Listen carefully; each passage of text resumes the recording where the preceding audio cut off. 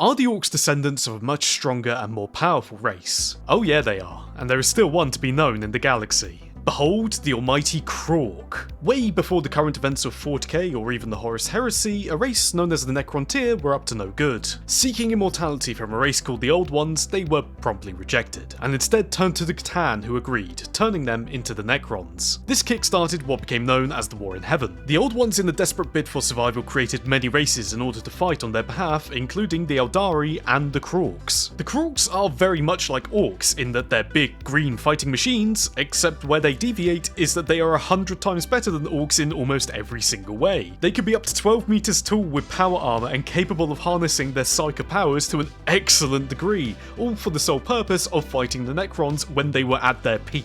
Meaning that these guys, who were built as average foot soldiers and in untold numbers, were more than likely stronger than the Primarchs. So why did this race that is bigger and brainier than literally all known Orks turn into, well, this? Well, unfortunately for the Old Ones, they carked it, and the Necrons went to sleep, meaning that this race, who was built specifically for the most devastating war in the galaxy's history, no longer had a purpose. From that point forth, it's a bit speculative as to how the Krorks continued in a relatively calm galaxy. From what we know, with nothing better to do and a need to fight, began to fight amongst themselves and attempt to fight the next best thing, the Eldar. And so, over the millennia, devolved into the beloved Orks that we all know and love. Sometimes there are points where the Orks show their unique ancestry, with the War in the Beast perhaps being the closest time we've witnessed a Krork in action. Still though, this was just an Ork, albeit a very big one. But whilst almost all the Krorks are gone, there is still at least one in the galaxy that we're aware of, and it's located where many of the galaxy's oddities are currently being stored, in the halls of Trazyn the Infinite's museum. Whilst for now this almighty juggernaut is being kept in stasis in Trazyn's halls, should it escape and find its clumsy descendants, it could make the War of the Beast look like a pillow fight in comparison.